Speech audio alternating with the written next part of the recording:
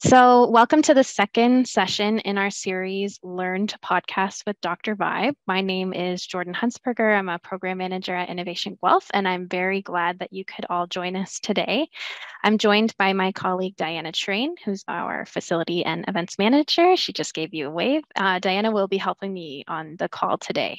For participants that require ASL interpretation, we have two ASL interpreters on the call today, Sheila and Rosalie from Sign Language Interpreting Associates, Ottawa. Please pin or spotlight them to access this call in ASL. And we have also enabled the closed captioning option, which you can turn on the bottom of your screen. I would like to just take a moment to thank our corporate sponsors, Ernst & Young, Reese Informatica, Invest in Guelph, and BDO. We're very grateful for their support that lets us execute events like this one.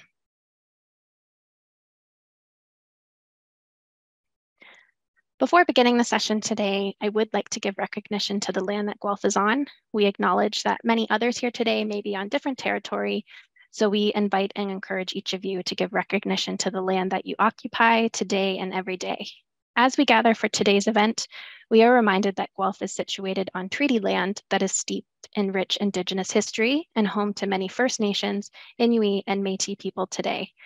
As a city, we have a responsibility for the stewardship of the land on which we live and work. And today we acknowledge the Mississaugas of the Credit First Nation of the Anishinaabe peoples on whose traditional territory we are meeting. In case some of you are new to Innovation Guelph, I'll give you a quick background. Innovation Guelph is one of 17 regional innovation centers in Ontario. And while we are located in Guelph, we serve the entire region of Southern Ontario and have one national program. This means that while most of our clients are relatively close by, we do have clients in BC, all the way to Nova Scotia, and all throughout Ontario. We work with our clients, supporting them through multiple stages of business growth, from startup to scale up, with lots of programs, workshops, networking opportunities, and even a trade show called the Ontario Innovation Expo.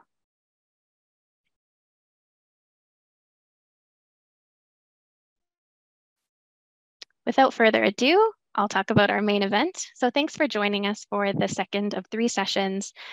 Today's session is called Podcasting 102, Logistics. Our third session will occur in 2 weeks on February 16th in the same time, at the same place on Zoom, and that will cover an Ask Me Anything session that Dr. Vibe will be hosting for us. Diana will post a link in the chat box toward the end of today's session if you haven't yet secured your spot for the third session in this series. A recording of this session will be emailed out to you once it becomes available and will be accessible through our Innovation Guelph YouTube channel. You will also receive a copy of the presentation slides in that email. You can find a recording of our first session on our YouTube channel as well, Podcasting 101, where Dr. Vibe talked about the basics of podcasting. That link is already available, and we can post that in the chat box at some point during this session today. Dr. Vibe will be pausing for questions throughout today's presentation, and Diana and I are going to tag team the chat box and read your questions aloud, but you're also welcome to speak your questions using the raise your hand function, and you will also allow you to come off mute and speak as well if you'd prefer. I wanted to quickly share some more information about our speaker today for those who weren't able to attend our first session, but I do encourage you to go and watch that recording because Dr. Vibe goes into lots of detail about his background and experiences that have led to his successful podcasts today. And today he's going to dive right into his content. And let me tell you, there is a lot to cover today.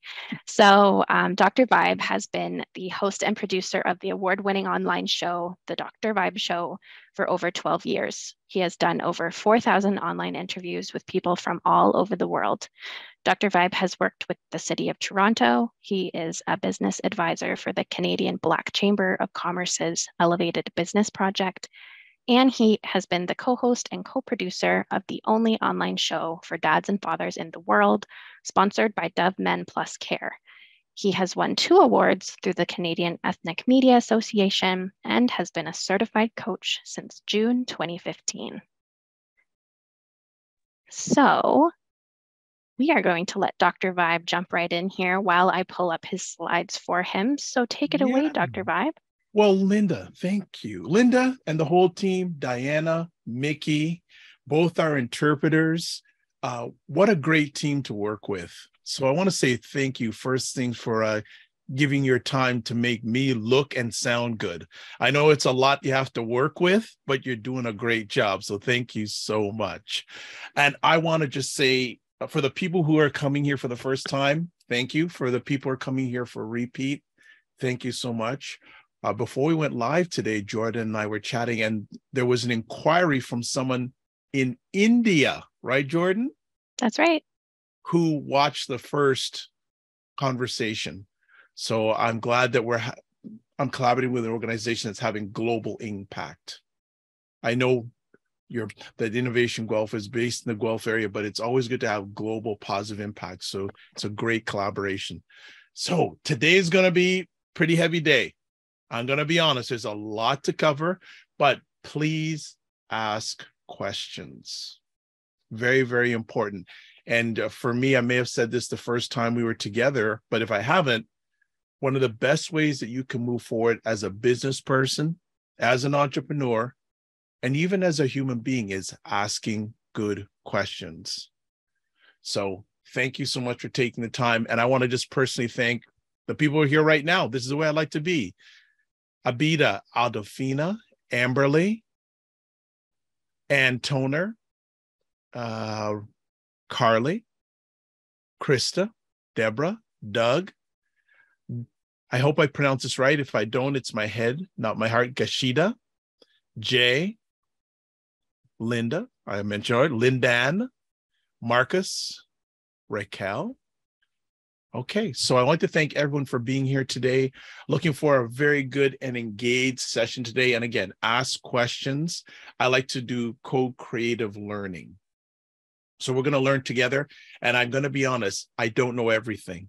So sorry to disappoint you. But I think I know enough to make this a very positive encounter with me today. So first things first, let's go into our first slide. And our next slide after that. Welcome back. Yes, thank you for those who have come back. Yes, thank you, Diana. Welcome back. She's clapping. Appreciate that. But welcome back. As I said, if you watched the first one, you've come back. Thank you for supporting what we're doing because we're here to serve you and we want to see you win. So it's really, really important. Let's go next. So let's do a little recap of what we covered in the first session. If you haven't seen it, this is what we covered, but I still want to encourage you to watch it. What is a podcast? The history of podcasting. The benefits of starting a podcast. Is podcasting right for your business? Do you have time to do a podcast? Do you have an existing audience? And what are your business needs and goals? So before we get into today's session, does anyone have any questions or any things they'd like to gain from today's session? So I'm just going to take a pause here to make sure that we're all together here. Does anyone have any questions before we get started?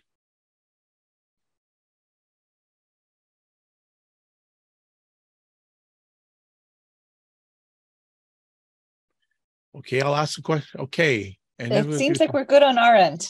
Okay, good. Just want to make sure. And also with everybody, I'm looking, if I ask a question you don't answer, a lot of times I'll ask you questions because I have done 4,000 interviews. So I will ask questions if no one has any, just to keep the energy going. So let's get into our next slide. As I said, today we're going to get caught up into the nuts and bolts of podcasting. So I'm going to be sharing things like some suggested equipment, how to plan your podcasts, scheduling, all those sort of things today. Now, I know, just as I started at the beginning, it's going to be a lot of information. I don't expect you to grasp it all, but that's why Innovation Guelph is going to provide replays for this so you can watch it many times over so it sinks in and it's manageable and understandable for you. So I know it's a lot. When I put it together, it was a lot. And I'm going, I hope everyone can handle it. But I know that with the replays that are available, you'll be able to understand it at your own pace. And at the end, you'll get my contact information if you have any more questions. So let's move forward. Okay, So you want to create a podcast premise. So what's your value proposition? So I'm thinking in a business lens here. What's your value proposition with your podcast? What is it going to teach? What is it going to explore? You know, it's important that you have your value proposition clear and that it's unique to your brand or service and also your voice as a host. So you really want to take some time and say, okay, and it's going to be difficult because you probably have competitors or other people doing what you do out there. But if you take some time, if you find what's not being talked about or not being covered, that makes you unique in offerings. And remember that your podcast premise is going to form the foundation with your relationship with your listener and your content strategy and any offer that you're going to be making through the show. So I just want to put it out there. Has anyone even thought about what they may want to do their podcast on?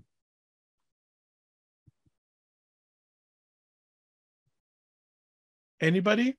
Or you're just still in the ideation stage?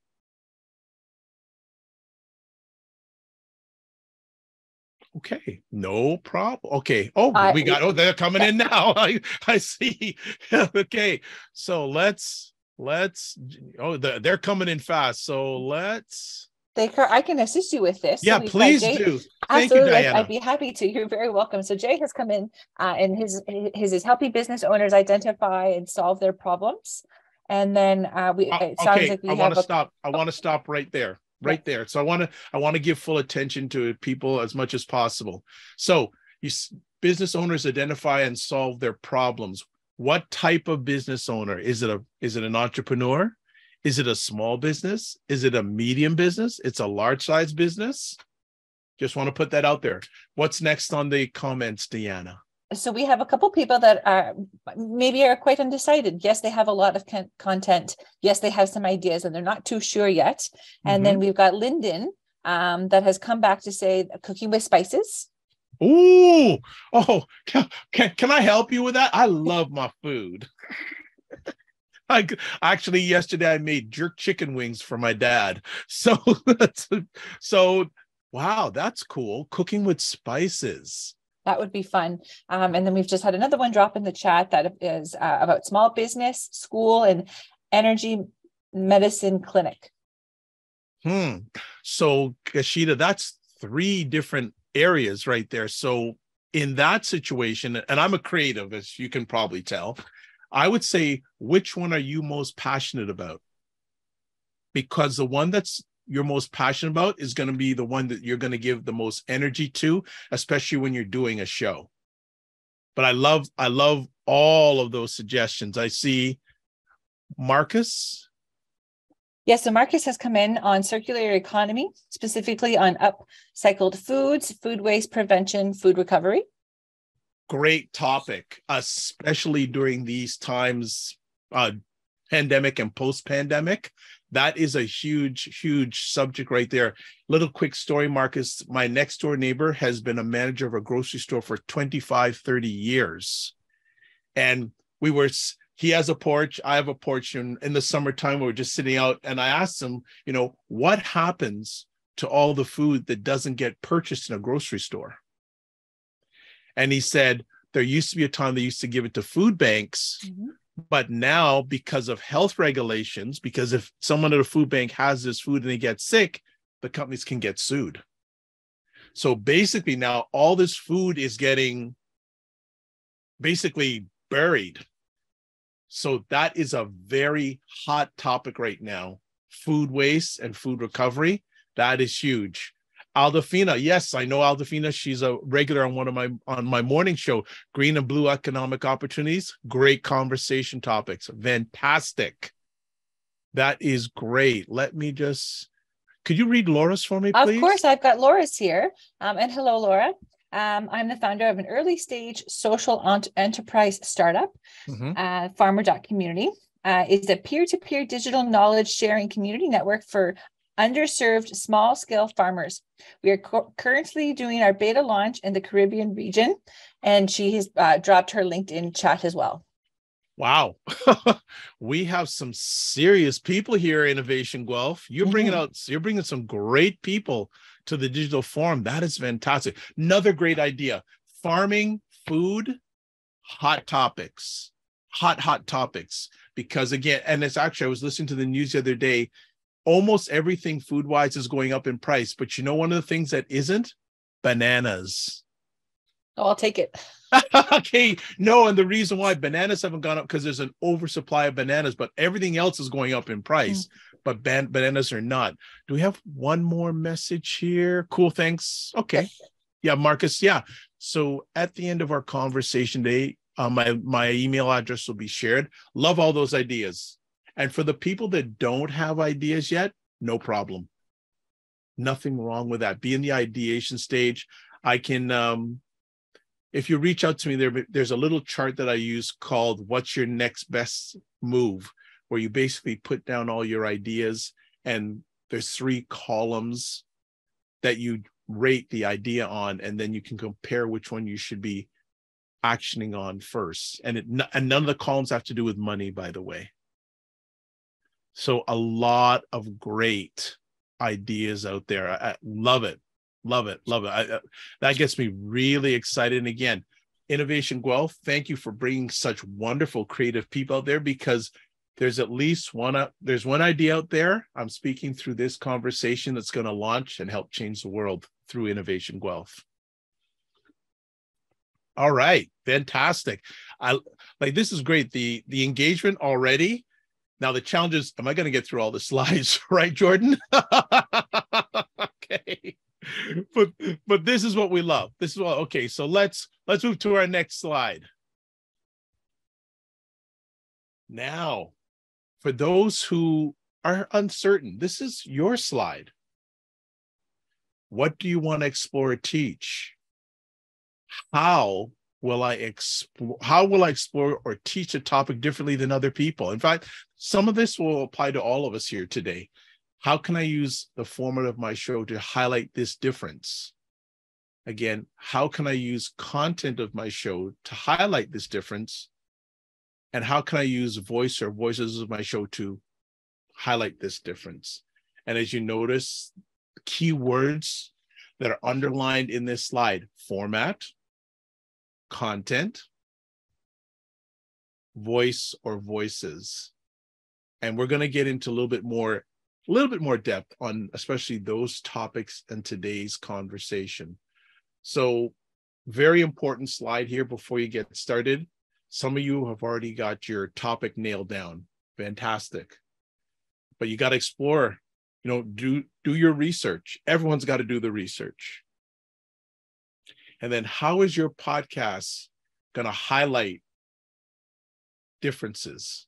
How is your content going to highlight differences than what other people are saying or viewing out there? And how can you use your voice or other people's voices to highlight this difference? So at any time, as always, please feel free to ask questions. Ask questions. So very important to consider when you're creating your premise. Let's have our next slide. So once you've answered these questions, I'm giving you some, as we say, giving you some game here. You want to do this fill in the blank premise. The name of your podcast explores this area through the lens of your difference. And we do this by how.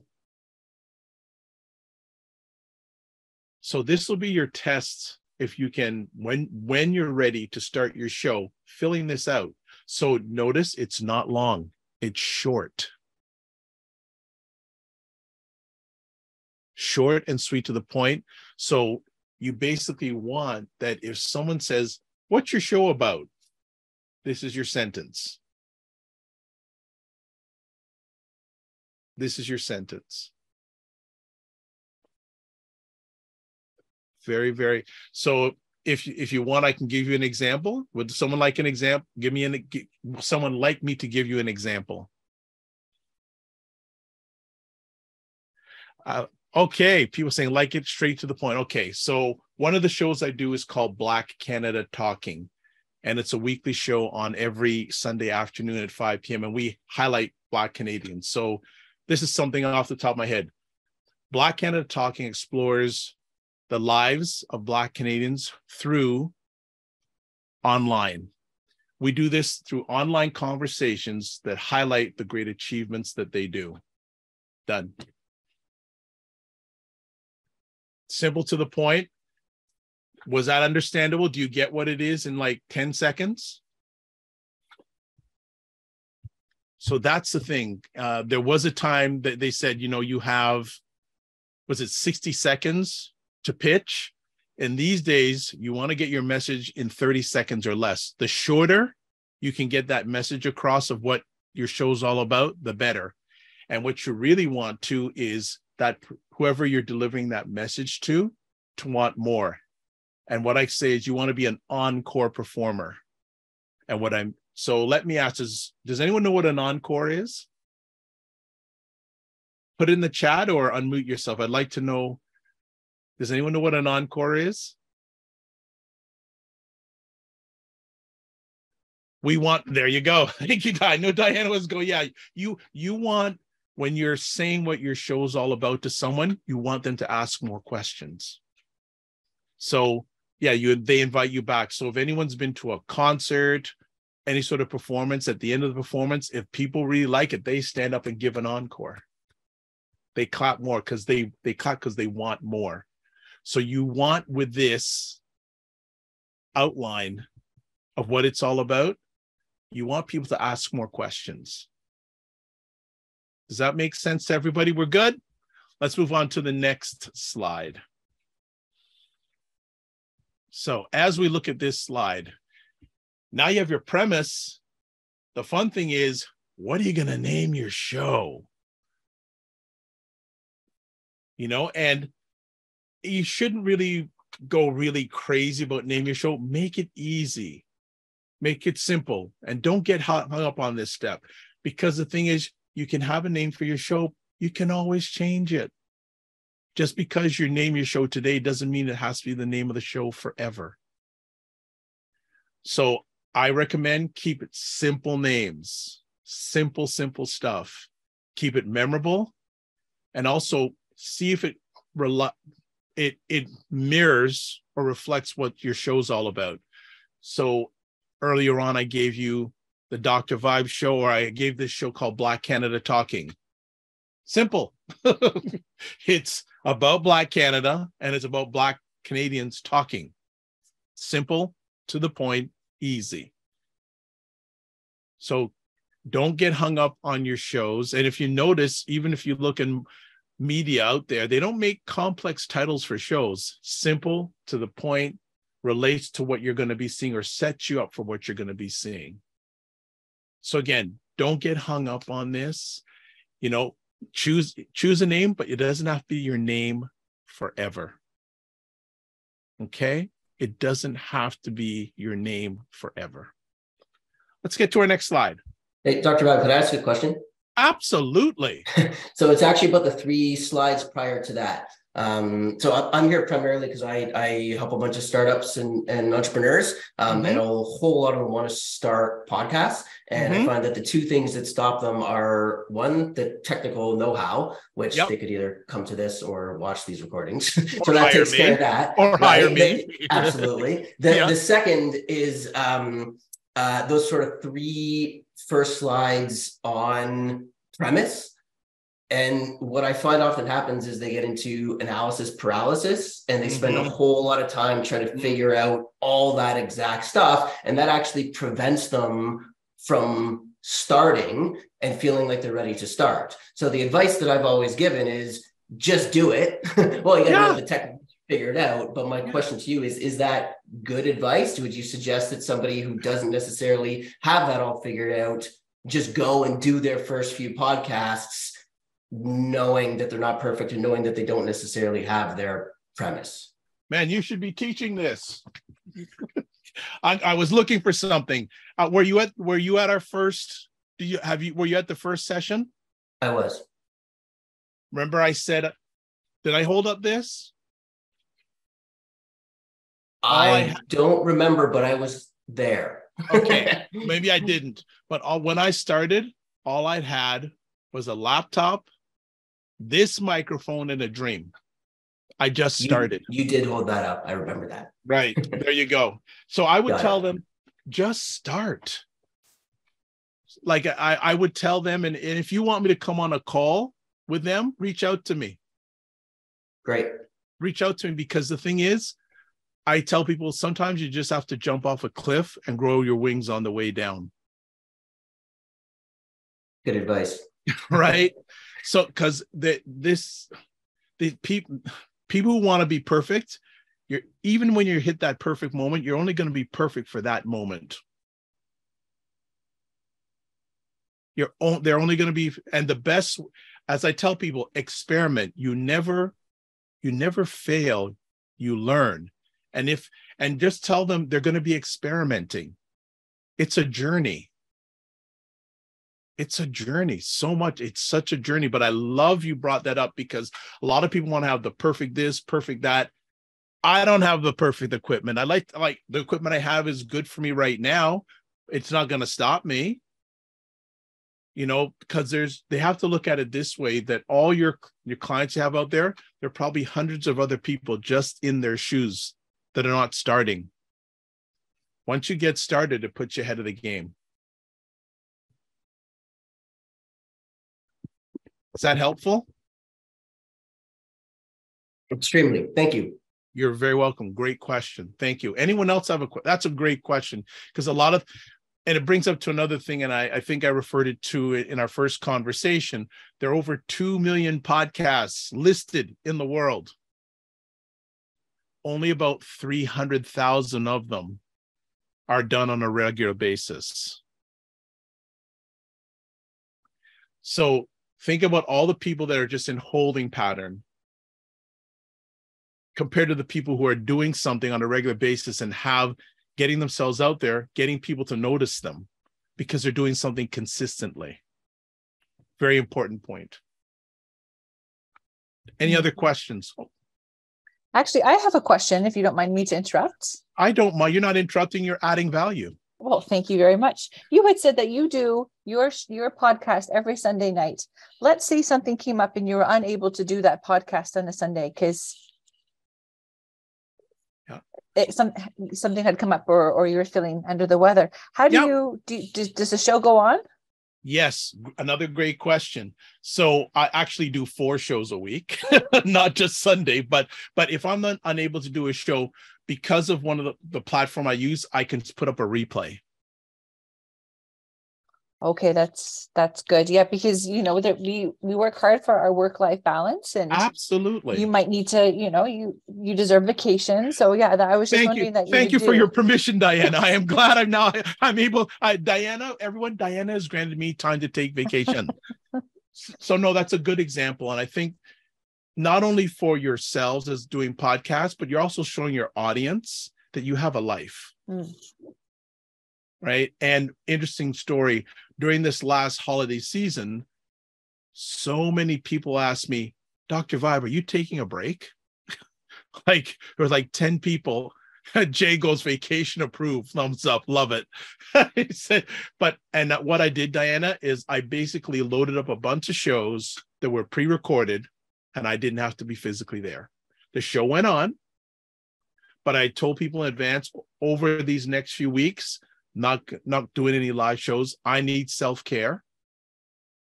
And they valued that. And I just put them up. So that's a really good point. Do take a break, but make sure you have enough content, or tell your audience, I'm going to be away for this amount of time. Yep. Even if you can't put up content, at least inform them that you're going to be away from this time to this time. And we're going to start doing shows on this date. Yeah, communication is key. I absolutely agree. So thank you. No, great question. Really good question. Anyone else have any questions, comments? As of right now, I think the floor is still yours. It's ours, not mine alone. It's ours. I got to copy that vacation approved. I love that with a thumbs up. That's really good. All right, let's move next to, okay, podcast premise. We're still, okay, here we go. It's all about communicating your value proposition. Your podcast trailer gives a listener a preview into how you fulfill the value proposition.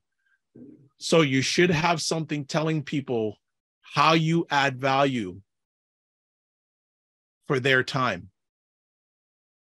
Really important. And it's just like a movie trailer, 2 to 3 minute preview of what the show's all about, why it matters to the listener, and why you bring it to the world. So you want to tell it's always about your listener first. Because if you don't have listeners, you're going to be talking to yourself. And then why are you doing it? And I'm going to suggest if you do a trailer, you don't have to, but if you do a trailer, tell them why. Was there a moment in your life that said, you know what, I got to do this? So this not only applies to podcasting, but even if you're an entrepreneur in business, your lived experience is some of your best marketing material. So if I was doing a show about being in the corporate world, I would say, you know what? I was doing the corporate thing and it burnt me out, but I want to do a podcast about surviving the corporate world. And I can share in that little trailer, my lived experience. I was in the corporate world. It was burning me out. So I left to start this podcast about entrepreneurship or being part of the corporate world. Okay, so your trailer will help you launch your podcast to your existing audience. It also acts as a starting point for people to find your show who aren't sure. So you want to have that little trailer so they get a little bit knowledge about you to find out who, what, where, when, why you're doing it. So it's an important thing to have. Now, I'm going to be honest, I didn't do a trailer when I started. I just jumped in. But if I was doing it now, I would have done a trailer, just a little clip. And you know what? And I'm going to be in the process of doing a trailer now. I have an intern that's helped me where I'm going to have a 2-minute clip about Dr. Vibe, what started, how it started, why am I doing it, and the benefit to the audience. Any other questions? Okay, let's move on to our next slide. All right, podcast cover art. So when you or your graphic designer are creating your podcast cover art, and I suggest you do have it, the cover art should be legible and also a large image too. So that the text should be legible and the picture of either you or whatever image you're going to use in that art for your podcast should be nice, clean, and legible. And it should stand out in a primary podcast category if you're putting it in a specific category. And you can look on something like Apple Podcasts and you can get examples of different types of podcast show cover art. Now, if you're not a graphic designer pro, me, Canva is your friend. Let me say that again. Canva is your friend. Canva.com can help you design cover art for your podcast. Or if you have the ability, you can hire someone to do it. But it's important that you have cover art for your podcast because people are visual. They're visual. So it's really important. Thank you, Diana. Wonderful. Got it. Beautiful. So Canva is your friend. So if I think we go on to the next slide. Yes, it can include a picture of you, but it doesn't have to include a picture of you. You know, you can have an image or some picture that refers to the subject of the podcast as part of your cover art. And this should go without saying, make sure the name of the show is legible. You don't want people having to go like this. What's the name of the show? I can't see it. And if they're looking at that even before they've listened to it, that could be a barrier for them to listen to your show. Believe it or not. I take the philosophy, we love times being lazy. I think at least I'm going to put my hand up. We like to be lazy at times. We don't always like to be the go, go, go. So the easier you make it on a potential listener to listen to your show or watch your show, the better. Make it low barrier of entry, because again, there's so many things, you hear it all the time. There's so much stuff going on in my life, people's lives, etc. The easier you make it on that listener, the more engaged they're going to be with your content. So I'm going to stop to see if there's any questions there. And what I'm going to try and do. So Jordan, can you do me a quick favor? Can you allow me to screen share for just a moment? I'm going to just give an example of cover art. Thank you. Yeah, you should be able to share. And can people see that? The Dr. Vibe show. So picture of me, can see it. See the lettering? Clear. Unless you don't like bald-headed guys. I don't know if you do or not. It's very easy. So it's very clean picture, done. Headshot, that's all you need. So don't get all wrapped up, as the gentleman said before. Make it a nice illustration, but don't overthink it. Don't overthink it. Okay, so Jordan, you can I'm going to stop sharing, and you can take back control of the screen and go back to our previous slide. All right, so I see some comments. Oh, all right. Mickey, Canva is the bomb. Yes. Diana, fabulous photo. Thank you. Great image, Q, great image. Yeah.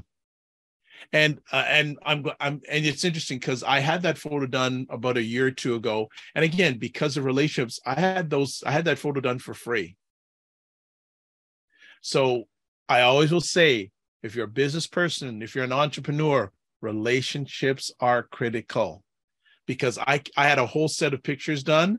I could imagine how much I'd have to pull out of my wallet to do those pictures. But everyone who sees that picture, and 90% of people say, that is a fantastic photo. So when they see that for the first time, they go, wow, there's attention getting right there. Even before they read about what shows I do, I like that picture. It's professional, and it shows your audience that you're professional. So you're putting out that great look ahead of time before they even listen to what you do. Okay, let's move on to our next slide. So here are some other examples that I just pulled up of different forms of cover art. So you see there's various things there, and a lot of them are a lot more complicated than what I showed you. You don't have to go to that. Again, you can start with something and change it along the way. Start with something and just change it along the way. Podcasting is a journey. It's not a race. So just different examples I just wanted to show you there, including one of my own in regards to podcast cover art, okay? All right, let's move up. And again, theme music. You want theme music to match the manner of your speaking and the topics you're covering. So if you have a bold voice like moi and a punchy speaking cadence, and I hope my cadence is all right for our interpreters. I made sure I checked ahead of time, folks, so I'm not leaving them behind. that you want to have something that matches your show and you. So actually, one of the shows I'm doing called The Morning Vibe, I have an intro that's totally changing the music. And the intro, I love it because it fits me, it fits my style, it fits my audience. So again, if your show's about positive vibes, have positive music, have something energetic. Make sure if you have theme music for your podcast, it matches you, the show, and the audience. Really important. And I suggest you do have a theme. But when you start off, you can just start. But as you grow and do more podcasts, I would suggest having a theme. And also too, as I said at the end here, it's helpful to listen to some other podcasts. And then what do you like about it? What don't you like? Okay. I think there's a question, Deanna. From Anne, we have, how do you find music that is in public domain? Great question. And Jordan, can we make a note of that? Because I'll probably do a resource sheet providing different sites. But one of the sites I use is called, Upbeat? I believe it's called, I think it's called upbeat.io. Let me just really quick. Music. Yes, there's a website called upbeat.io, UPPBET.io. They provide royalty-free music of various kinds on their website, and you can download 3 free music samples a month. And I can, this is good because I'm going to provide a resource sheet for everyone who comes to any of these webinars. I'll provide a list of some other websites that provide royalty-free music. So great question. Yeah. You're very welcome, Ann. Much appreciated. Yeah, because a lot of people say, well, I don't know what music to find. And two, there are, I would say play around. Like I change my music every few months to my show because again, you want to just be changing and doing whatever you can to make it, just tweak it to make it a little bit better and show people that, you know what, I want to change the experience. I want to make it that I'm always working on making a better audience experience. Okay, let's go to our next slide. Another big challenge for people, your podcast show description is a paragraph of text that is displayed on top of your Apple Podcasts. So I'm talking here if you're doing an audio podcast to start with, but if you're doing a video one, you want to make sure it's the same thing for YouTube or Vimeo and most other podcast directories. It's part of what makes your podcast brand. So these are things, even before someone comes and listens to your podcast, these are things that you got to have in place. So you're setting yourself up for success. And what does success mean? Having your audience want to listen. And then also being an encore performer or podcaster that they want to listen again and again and again. So the pre-work is just as important as when you turn on that microphone. So there are processes involved, making sure you have the right description. Because if you're telling people what your show's about, and then when they listen, it isn't about that, that's a disconnect. And you know what's going to happen? They're not going to listen to you again. Probably not. Because again, they have so many things that are competing for their time. All right, let's move forward. All right, so little background here on your show description. You know, 100 to 250, 100 to 200, 150 to 200 words. That's all it needs to be. You don't have to include the name of your show because it's already going to be listed on whatever place it goes onto, but I like to list my name of my show in it. Don't stuff it with keywords and things like that. Nah, you don't need to. Just tell people what it's about. Make sure they get it. You know, and also include why should someone be listening to that show? And it's not really a show description. It's more like an ad. So this is a suggestion I'd like to make to people. If you're writing out your show description, ask someone, read it to somebody and see if they get it. There's nothing wrong. And in fact, you want feedback. Ask 2 or 3 people, hey, can I take 5 minutes of your time? I'm starting a new show and I just want to read the description to you. Sure. And ask them for their honest feedback. That'll tell you if you're going in the right direction or not. Don't be afraid. As I said at the beginning, don't be afraid to ask. So important. Ask questions. Ask your audience. Actually, doing things like this ahead of time, you are taking your audience along with you on your journey to start a podcast. So it's a great suggestion to get that audience engagement right from the beginning, even before it goes live. Next slide. Okay. So I suggest you launch with a minimum of 2 to 4 episodes, addition to your trailer, to develop a relationship with your audience quickly. So the initial episodes will be part of a brand picture you're creating for those initial listeners. And you don't have to start at the beginning. You can choose topics that are intriguing you the most right now. You can, and here's something people say, well, what should I start with? What should I do in my first episode? Why don't you tell them a little bit about you, why you're doing it, and what you want to do, how you want to help the audience? Simple. Share a little bit about your own journey. Get them to know you. How can they relate to you? If you're doing a show about entrepreneurship, hey, I've been an entrepreneur for many years. I've had my ups, I've had my downs. I'm going to be doing a show about entrepreneurship. I'm going to be interviewing different entrepreneurs and sharing their journey with you, so it can help you be a better entrepreneur. Bang. Don't overthink it. Once we leave this webinar, life happens. Don't overthink it. The simpler, and I'm not meaning this in a derogatory, the simpler it is, the better. And another thing, this is some free game I'm going to give y'all, whether you're watching live on replay. Don't tell people you're doing interviews. Tell them you're doing conversations. That has been one of my most successful go-tos of all time. Because when I tell someone, especially the first time I meet them, they say to me, I'm ready for this interview. I want to make sure I get everything. I said, no. We're doing a conversation, not an interview. And when I meet, I can either hear it in their voice or I see it in their body. I love conversations. So tell them you're doing a conversation.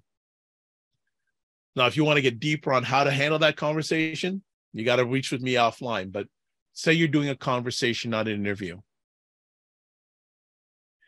And again, if you're finding it difficult to start, if you're doing it on yourself or on your own, your podcast, find a topic or talk about yourself. If there's something going on in the news about an issue that's related to your podcast, talk about that. Or if you want to get a group of people, have that. If you're going to do with it like 1 or 2 people, just get together, share a little bit about your backgrounds, and have them help co-create the show with you. That's, as I said, when I had this, after I did it with one host, I used to go to friends' dinner parties and do podcasts. Put this microphone called a blue snowball beside the hors d'oeuvres on the dinner table, and we would just talk. So just start. If you really want, just start. I want to encourage you, just start, because if you don't start, you don't know how far you're going to go. Like I said, when I had that blue snowball, I didn't think it would take me this, and you learn so much for other people. But again, that's getting too deep. So we got to get through these slides. So next up, please. This is a reflection of me, especially. I'm more concerned about the ease and the energy than what the topics are about when I start off with. So imagine if you heard me for the first time and it was like, well, I'm really happy to be doing this show. And, it's been quite a journey. And now, unless you're that personality type, you probably wouldn't listen to me for that long. So I'm saying, bring the energy. Especially if it's a topic that you're really into, bring the energy. Because a lot of times people will just listen because your energy. You are bringing some energy. A lot of people are going through a lot of challenges. If you bring good energy, especially in the beginning, bring it. So make sure that content that you start your podcasts with is easy for you to understand and easy for you to convey to your audience, especially getting out of the box. And I'm going to put another thing that I didn't put in here. have fun. Have fun. Again, especially if you're doing an audio podcast, that's how I started. I had to engage with people that I couldn't see. So they hear it in your voice. They can feel your body language, even though they can't see you.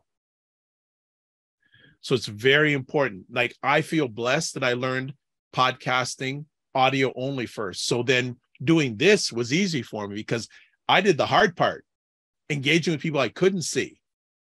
This is easy for me because I can see and visualize. But if you can engage on your podcast without seeing people, you're on the right track.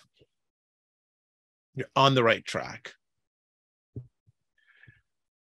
Okay, so I'm recommending producing your content in this order. Make an initial recording of your trailer as a warm-up. Record the content of your first 2 to 4 episodes. And I think that's somewhat low. I think you should maybe aim higher, maybe 10, because recording your first 10 episodes, if you're doing it pre-recorded, shows you how much work it takes. And it is a lot of work. But the thing is, after you do 2 to 4 and up to 10 episodes, whether it's live or pre-recorded, will tell you how much work it takes, and it'll tell you if you're really into it or not. You want to record intros and outros for the first episodes, whether canned or episode specific. If you can do that, then make a final revision of your trailer, making content that tends to teach someone about your show, and then make a final recording, edit the trailer and add your music, then finally edit the first episodes. Now, that is a lot of work. You don't have to do all of that, but that's what I would recommend. I'm going to take a quick break. Any questions so far? There hasn't been any questions for the last few minutes. So either I'm overwhelming you, you're bored, or you're enjoying. So tell me which one of those three it is. Maybe we're just taking it in. That's why we're quiet. Oh, Yeah, Abida. I have a question. Absolutely, Abida. Yeah, so when you say whether canned, I didn't understand that term. What is canned over here? So you can have intros and outros, yeah. So you can have the same standard one, or you can have different intros and outros. Okay. Right? Depending on the topic. So for the shows that I do, they're canned intros and outros, regardless of the topic. Now, if you want to do it episode specific, it's going to take you a little bit more work, but you can do that. I'm suggesting if you're just starting off, do canned intros, canned outros. Okay, makes sense. Yeah, thanks. So for example, my canned intro and canned outro, you want me to give it to you right now?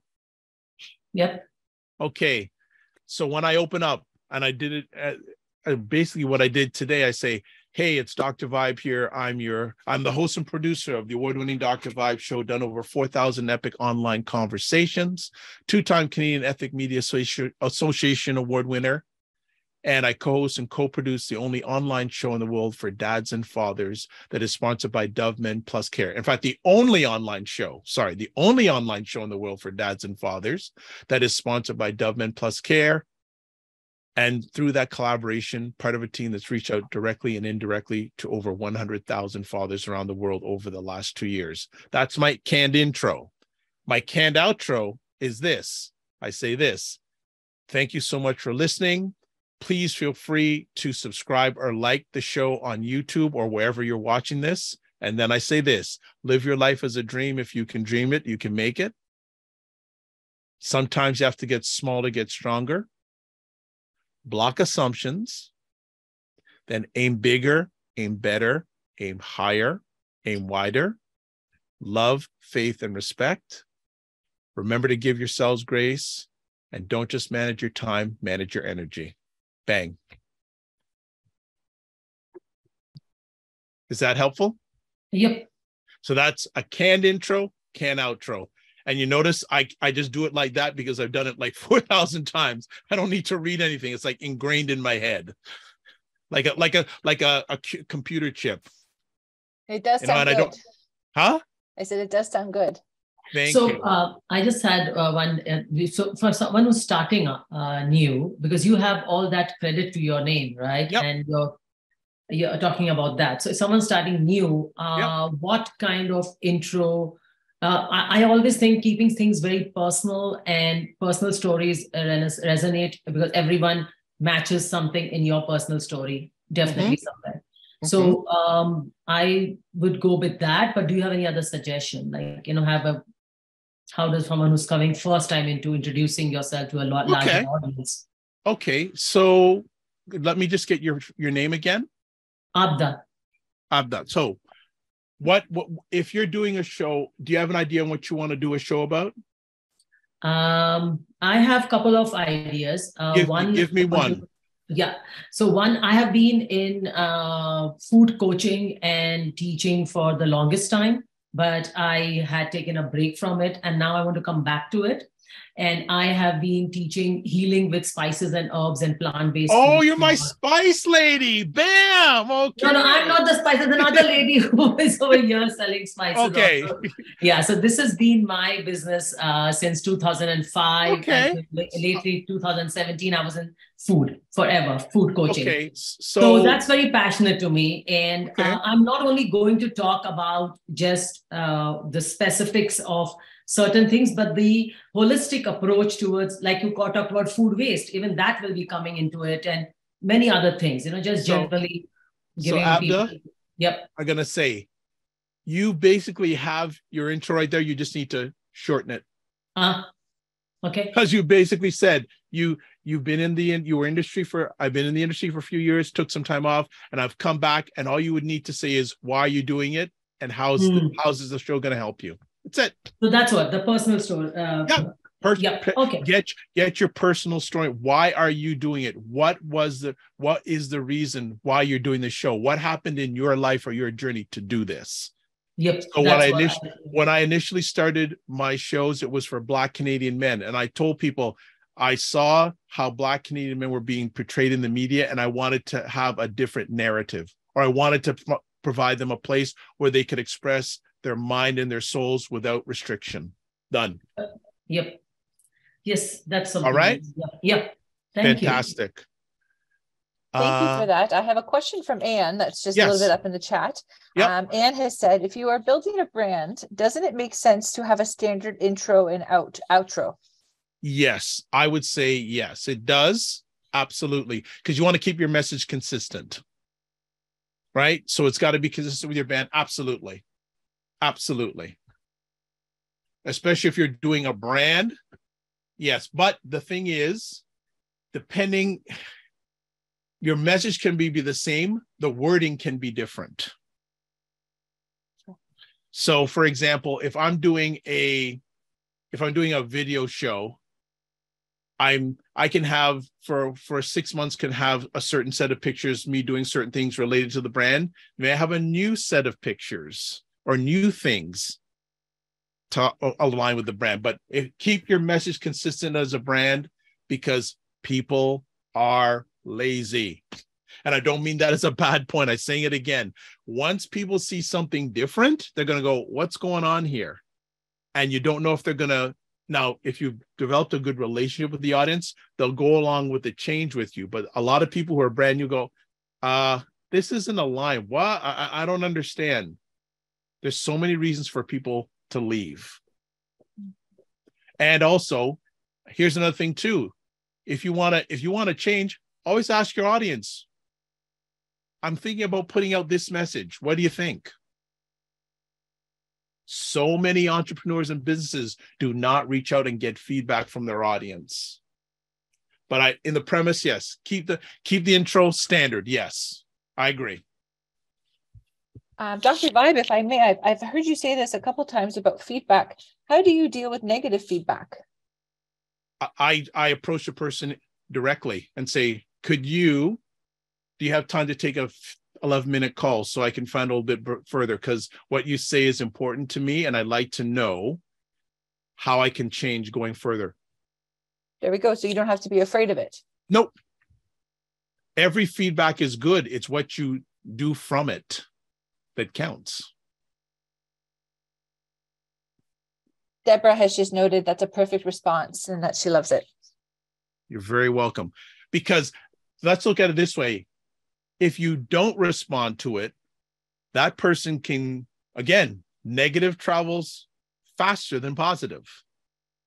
But if someone has a positive experience, say, hey, I approached Dr. Vibe on something, I wasn't happy with it, but he approached me personally.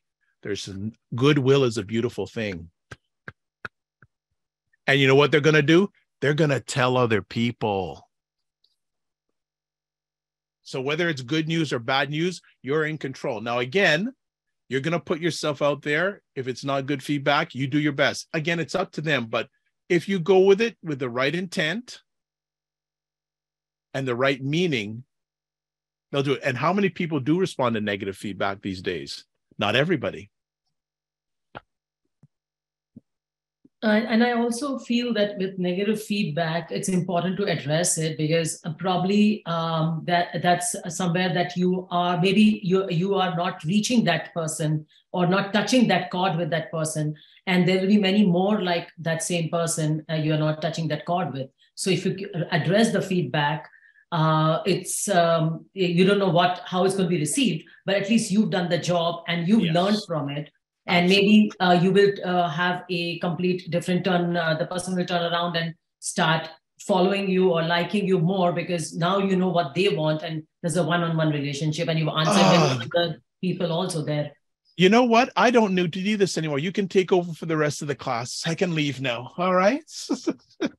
No, that's really good. And it's very important. Most of the time, you just wanting to speak and address the negative feedback phase, you're going to win them right there. Mm-hmm. Because you say, okay, I want to listen to what you're saying. Like I said, I learned a long time ago from a mentor. If it's facts, you can respond via email or text. If it involves emotion, either get on the phone or make a visual call. Absolutely. Okay. Anybody else? Okay. Jordan's saying, we got to move, Dr. Bob. We got to move. So, all right. So, podcasts, hosts, and prepare for your distribution. So, if speaking an audio podcast lens, your podcast host is the software that holds the MP3 files, which is a type of audio file for your podcasts. It creates your podcast feed and shares it with different podcast platforms. So in my case here, I have a company that I've been using for 10 years called Libsyn. They host all my audio podcasts. So when I upload it to Libsyn, all these platforms here, and there's a few others, it shares it out to. So I don't have to go to Apple Podcasts. I don't have to go to Overcast. I don't have to go to all these on the screen. With 2 clicks, it sends it out to all those different platforms. So I like what I've put here in the second paragraph here. It's like a website host. Your website hosts all the files that go into your website and provides a software that makes it run so that your website is available for anywhere in the world. So a long time ago, well, a number of years ago, he passed away. There was an artist named Prince. Anyone remember the artist Prince? Okay, Prince said many wonderful things. And one of the things he said is, content is king, distribution is the emperor.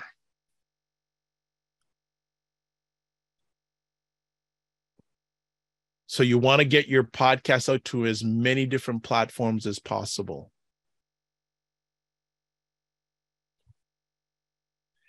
That's why picking a good podcast host is very important. Next up. Mickey, you're a Prince fan. I met him, had a 20-minute conversation back in the day with him. There we go. So while many people expect you to have to upload your podcast episodes to each platform, and this is what I just said. You find a good podcast host, they will send it out to numerous different platforms. I have most of them on here, plus I have some in India. Why? And you're going to say, Dr. Vibe, why do you have some, like your podcast on a platform in India? one, someone doesn't need to call me. Second of all, but one, that this podcast platform in India has 1 million subscribers, and a number of them listen to my content on their platform. So get your content out to as many different platforms as possible. Because remember, you never know who's listening. You never know. Very, very important. Jordan's on the go today. She's saying, I can see the time's running out, so let's make it fast. So once you've set up your hosts, you have your RSS feed, it's finally submit. And these are some of the different podcasts places where you can have your podcasts on, from TuneIn Radio to Stitcher to Spotify, Google Podcasts. You can even put audio podcasts on YouTube, by the way. Did you know that? You can put audio podcasts on YouTube. Let's move forward, because I know the time's run down. I know there's some more questions. Once you've done all of that, or most of that, you can share your podcasts on major directories and apps. It's time to share it on social media. Yes, put it out on social media. And the most valuable way to share your podcasts is tell your friends either verbally or email about it. That's the best way. Those people that already know, like, and trust you, make them aware. It's easier to get your podcast listens from people who know you than people who don't know you. Next slide. So once you got everything ready, it's launch day. You got everything ready to go. You want to write show notes that can't be ignored. Yes, Jordan's going, don't worry, everyone. Equipment is coming. Don't worry, all right? So I just want to emphasize, great show notes are very important. It's like a blog post that accompany your show. So people are going to read about your show before they listen about your show. So remember, it doesn't have to be long. 300 to 500 words, just a few sentences, gives an overview, because you want them to listen to what they read. Listen to what they read. Next slide. Finding your rhythm. I highly suggest that you have a schedule to do this. Have a system. Are you going to record once every week, once every 2 weeks? Put it in a calendar. It's like goal setting. It's one thing to set a goal. It's another thing to write it down. But then you take that. The next step is having that action step. So if you have it written down in your calendar and you're committed, you know when you're going to do it, it sets you up for a good rhythm. And once you get into a good groove, it's not difficult. But if you're doing it once this week, I'm not going to do another one for 2 weeks on a different day, it's not say you can't do it, but it's going to be much more challenging. Consistency is key. Consistency is key. Not only in doing your show, but production, all that stuff. Consistency is key. Next up, you can do it, and there's different ways you can do your show. If you're doing pre-recorded, how many pre-recorded shows are you going to do? Are you going to do batches? Are you going to record one, do it? Find out what best rhythm is for you. Because the more comfortable it is for you, the more comfortable it's going to be for your guests, the more comfortable it's going to be for your audience. So whether you're doing it a little bit at a time or in batches, don't let the next step sneak up on you, right? Make sure you're organized and have a rhythm. So once you're finished that first episode, once you're finished working on the episode, you should already have plans. Okay, when's the next one going to be done? You don't want to have to finish something and say, oh, well, don't know what we're going to be doing next. No. Have things in place. Have a process in place. I love our interpreter, how she waved her hands, no, like that. That was cool. I love that. I love that. That was so cute. Okay, let's move on to the next. So the first phase of launching your podcast is to share it when it's live.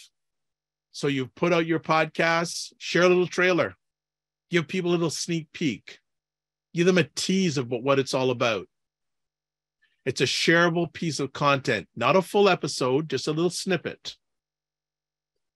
you know. And also, if you have an email list or you have a group of people that know, like, and trust you, share that trailer with them. They already know, like, and trust you. Get those people on your side, the easier people to get on your side first. And also, if you're doing it for business, send a personal email to your customers who you have relations with so they can tell other customers about it. Now, these days, this is just me, I send video messages out to people, short little video messages out to people. It's more personable, and it just has a greater impact, because how many people get too many emails? Okay. Right. But and that's a whole other teaching that I can do, or sharing session. Big secret, family, especially business-wise, do some video messaging. It works. It's personable. It's so good. Next up, personal newsletter to friends and families saying you've created a podcast. Get those easy people on board first, because what are they going to do? It's just like going to see a good movie. What do most people do when they see a good movie? They tell other people about it. So that's free advertising, free promotion. Those are free brand ambassadors, putting it in a business sense, having free brand ambassadors. Okay, Jordan's happy now. So 2 types of microphones. There's a USB microphone. So USB microphone is something like this. It has the small plug here in the middle, and it has a USB thing at the end. Let me pull this out. And it has this at the end. Everyone knows, most people know what a USB plug is. You can use one of those. So that you can just plug that right into your computer. One side goes in the microphone, other side goes in the computer. That's one thing you can use. More advanced, there's something called an XL, and let me put it, the benefits of the USB. Easy to use. They're not expensive. So just plug them into your computer, laptop or desktop, they're good to go. Now, more expensive is the XLR microphones. These are for studio and higher recording. As you can see here, it has a different input. More expensive on the whole than your USB microphone. If you're just starting out, highly recommend just get a good USB microphone. And I'll be recommending 1 or 2 in the next few moments. Next up. So again, when it comes to USB microphones, there's dynamic, the pluses and minuses of each. So you have dynamic, which is this type of microphone. So if you're recording at home in the office, great stuff. Solid choice for podcasters. Then they have condenser microphones that they're higher standard, but they can sound bad in an open space. So if you don't have a studio, I would not recommend using a condenser microphone. Wouldn't recommend it. Next up. All right. So if you are just starting off and you don't want to spend a lot of money, these are 2 microphones I would recommend. The Samsung Q2U. This is it right here. Says Samsung on it. Right there. Fantastic microphone. Highly, highly, highly, highly recommend this.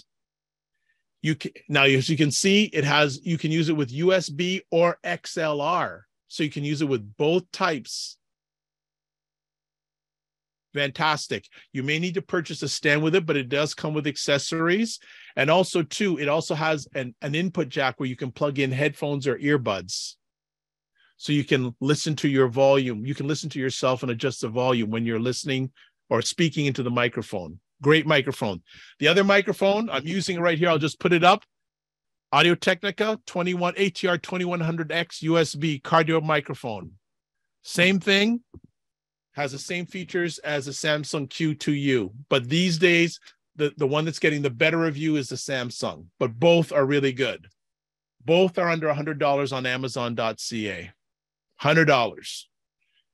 Now, more expensive options. There's microphones, the Blue Yeti, the Rode Procaster. This one here is called the Rode NT 1A. This is about $300. It's a great microphone, but if you're just starting out, I wouldn't suggest you spend $300 on a microphone when you can get sound quality just as good for under $100.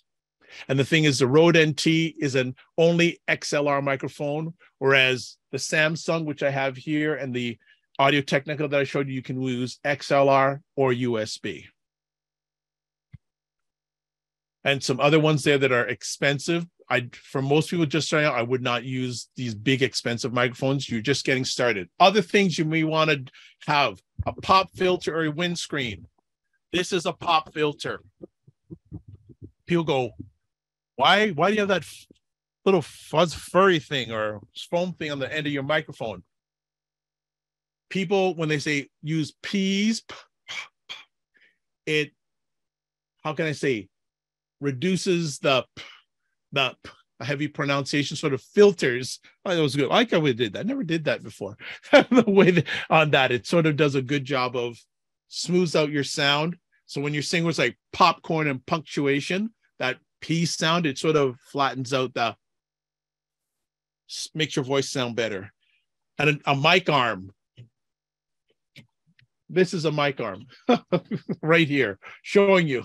So with more expense, like you can use this. If you have microphones, comes with a cage. Also, if you don't have that, microphone stand. This device right here.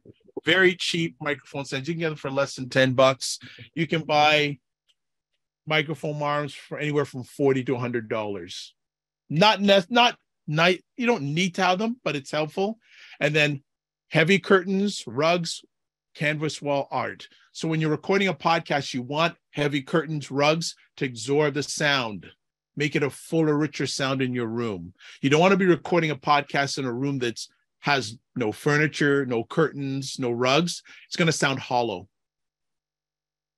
So you want to have those almost like noise absorption things to make your sound and your podcast sound better. And it'll take your sound effect to the next level. Thank you, Halafina. So, podcasting on a budget. If you bare bones for less than $100, the two microphones I recommended. Well, this microphone I recommend, the Samsung Q2U. USB XLR, comes with the cables, comes with a tripod, and they call it a windscreen. So you can call it, this is a windscreen right here. Less than $100 on Amazon. Next up, I don't have them, but Apple EarPods, $16.26 on Amazon. So they're light in your ears so you can wear them and listen to yourself if you need to. And actually, if you're using a laptop to do podcasts, I highly recommend them, because I don't know, so I'm sure at least one person who's here has gone on a Zoom call or a podcast, and you don't have those EarPods, and you get that feedback. Plugging in those AirPods and putting the buds in your ear will reduce the feedback. If you're going to do the editing yourself, there is two great free pieces of software. One is called Audacity, which is free and easy to use. You can use it on Windows and or iOS products.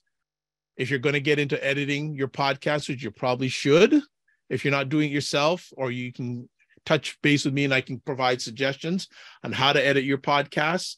If you have an iOS device, GarageBand comes already installed, whereas Audacity, you have to download. Audacity's been around forever, and lots of people, from people just starting to pros, use it to do audio editing, noise reduction, sound effects. Simple thing to use. Podcast format. You can do one person only. You can host it yourself. You can have one person co-hosted shows with up to 3 or 4 guests, or you can do an interview show with hosts and guests. So there's 3 types there. I suggest get the one that's easiest for you to start first. So if you feel best to just start with yourself in front of microphone, get started.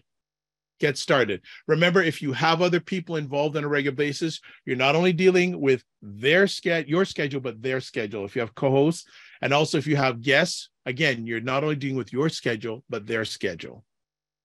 So just know that the more people that are involved, the more schedules you have to coordinate. So this is what we covered today, Fast and Furious, and it's not the movie. Create your podcast, premise, name your show, drafting your podcast trailer, cover art, podcast music, show description, content to start off with, equipment, producing your first episodes, choosing a host for distribution, finding your rhythm, launching your podcasts, and doing it on a budget. Told you there'd be a lot. We got through with it, but that's why you're getting a replay. Next up, that's all, folks. Questions and comments. We did it. Jordan, we did it. Diana, we did it. Interpreters, we did it. All right, questions? Yeah, I had a question, if I could. Yes. So with the co-host, we do see podcasts where the co-host is not in the same room, or they are another. Is it difficult to coordinate that? They are sitting in another place, and then the editing and all those things, or any advice? Technically, it's not, as long as okay, this is what, well, I could go in really deep in here. It's not, as long as you're using the right software. So when I first started, when I had a co-host, I used Zoom to do my conversations. Mm-hmm. Now, a little known fact, and I don't know how much it costs, but I pay it, I don't know, I think they've grandfathered the cost now, for $2.99 a month. Well, first of all, you can call Zoom, not Zoom. You can call Skype to Skype, sorry, Mm-hmm. free to anybody in the world. Yeah.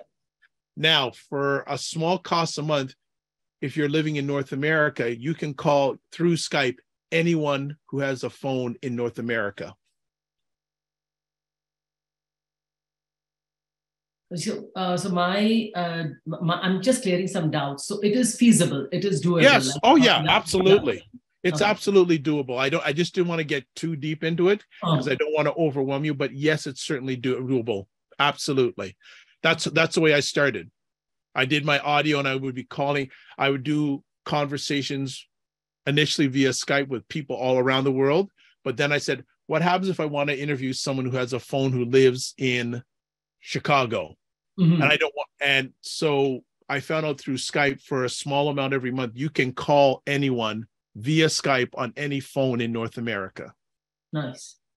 There's another one called Loom. Have you used that? Loom is good. Actually, Loom is what I use to send my video messages, but it's for conversation. I've never tried a conversation via Loom video one. I don't think it was really meant for that, but you can use it for teens, but you can use it. I don't know what the restrictions are. I use other software to do my video conversations.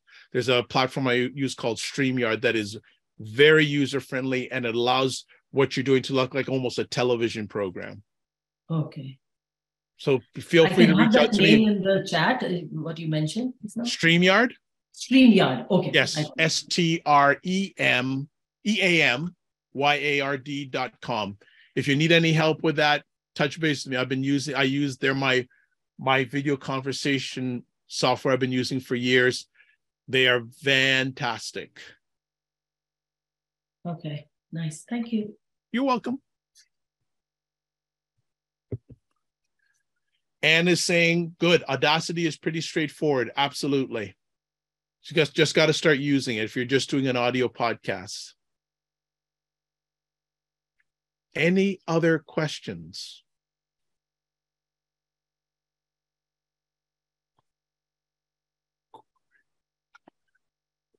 Any other questions? There's information in the chat on February 16th from 1 to 2:30. You get me to be at your mercy from 1 to 2:30. I'll be taking any questions you have about podcasting. I'm pretty sure I can answer most of them. There may be some I don't, but I can certainly bring my game to share with you, and you just test me and try to grow some hair on my head with some tough questions. Any questions? I have a question for everybody. Oh, link to register for the next one. I have a question for everybody. On a scale of 0 to 10, how did you enjoy it? 0 being it was a waste of your time, and 10 being it rocked my world.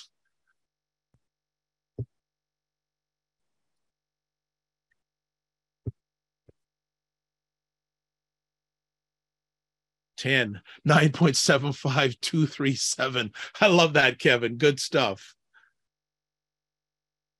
Thank you for that feedback. Thanks to all the contributors. Thank you, Aldefina. Thank you. Yeah. And there is my email address. So don't be afraid to reach out. I love questions on this, and I'm very passionate about this. There is a link in the chat if you're watching live. We really would appreciate. Kevin, all right, 10. I didn't force that on you, Kevin. Take it easy now. But yeah, please fill out the form, the link that, click on the link that's associated that Jordan has shared. Really important, because we want to serve you. We want to make sure that we help you, especially business-wise or even podcast-wise, achieve your goals, dreams, and desires. Awesome. Well, thanks so much for being here today. Again, Dr. Vibe. My pleasure. I think it was lots of valuable content today shared today, and thanks for keeping the pace and getting it all in. Thanks for pushing me. No worries. That's what I'm here for. So yes, the link to register for Podcasting 103, which is our Ask Me Anything session, Diana has popped that in the chat right above the WooFoo form link that was just mentioned. So please click on both links, complete our feedback form, and register for the 3rd session, which is on February 16th. And write down all of your questions that have popped up over the last 2 sessions, and even questions that don't pertain specifically to the content shared. Dr. Vibe will be available. We don't have any pre-planned content for the Ask Me Anything session. We'll do a little intro, and then we'll get right into opening up the floor, and it will be very participant-led. So you'll bring your questions, and we will spend an hour and a half answering those, and the floor will be yours. So yes, and Diana posted a link to our YouTube channel as well. It does take us a couple days to get the recording together, so we appreciate your patience, but you'll get an email from me once the recording is available, and you'll get the presentation slides as well. Can I say one last thing? Of course. Thank you, Mickey. Thank you, Linda. Thank you, Jordan. Thank you, Diana. Thank you to both the interpreters. Thanks to everyone who watches live on the replay. It has been a joy and a pleasure to share with you. And I look forward to hearing from you via email, your questions, and I look forward to seeing you on the last session. So as always, as I said earlier, this is how I close out. Live your life as a dream. If you can dream it, you can make it. Sometimes you have to get small to get stronger. Block assumptions, then aim bigger, aim better, aim higher, aim wider. Love, faith, and respect. Remember to give yourselves grace, and don't just manage your time, manage your energy. Thanks, Dr. Vibe. We will see everyone next time. Thanks for joining us. Enjoy the rest of your day. Take care, everyone. Bye. Bye.